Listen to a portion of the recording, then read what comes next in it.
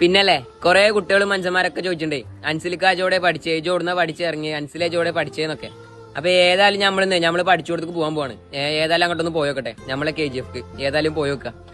അങ്ങനെ ഏതായാലും ഞാനേ മനസ്സിലൊരു ബീജം ഒക്കെ റോക്കി ബായ് സ്വർണ്ണക്കുജിന്റെ അവിടെ അങ്ങനെ നിൽക്കൂലേ അതേമാതിരി നിർത്താൻ ഞാൻ ഇവിടെ. പിന്നെ ഏതായാലും ചൊറുക്കിലൊരു നടത്തൊക്കെ നടേ ഞാൻ നമ്മളെ അക്കാദമി കണ്ട് കയറി പോയിട്ടു. അവിടെ പോയപ്പോഴാക്കണേ നമ്മളെ ഫാൻസ് ഒക്കെ നമ്മളെ വെയിറ്റ് ചെയ്യണേ. അൻസിലിക്ക് പറഞ്ഞ ജീവനാണ് ബിൽക്കൊക്കെ. അങ്ങനെ ഓല മുന്നിൽ നാളെ തള്ളൊക്കെ തള്ളിക്കണ്ടേ ഞാൻ ഓല മുന്നിൽ മെയിനായി. എനിക്ക് ഇഷ്ടമാണ് മെയിൻ ആവണേ. അതൊക്കെ കഴിഞ്ഞ് വാതിലെ കുന്തി തള്ളി തുറന്നേ വലിയ സുജായ അങ്ങനെ സ്റ്റെത്തൊക്കെ തോളിട്ട് ഞാൻ നമ്മളെ കുട്ടികളെ കാണാൻ പോവാണ്. പിന്നല്ലേ ഈ മെഡിക്കൽ ഫീൽഡ് ഒക്കെ എടുക്കണമല്ലോ കേട്ടോ. നിങ്ങൾ വെറും പൈസ മാത്രം കണക്കൂട്ടുണ്ടേ അങ്ങോട്ടാണ്ട് പോകരുത്. മനുഷ്യന്മാരൊക്കെ മനസ്സിലാക്കി 4 വർത്താനൊക്കെ പറഞ്ഞ് ചിരിച്ചും കളിച്ചും എല്ലാരും ഹാപ്പിയൊക്കെ അങ്ങോട്ട് കൊണ്ടുപോകണം. അതാണ് ഏറ്റവും വലിയ മരുന്ന് കേട്ടോ. പിന്നെന്താ വെച്ചാലേ ഓലോട് ചിരിച്ചും കളിച്ചൊക്കെ നിൽക്കുമ്പോഴേ ഓല നമുക്ക് മണി പ്രാർത്ഥിച്ചു.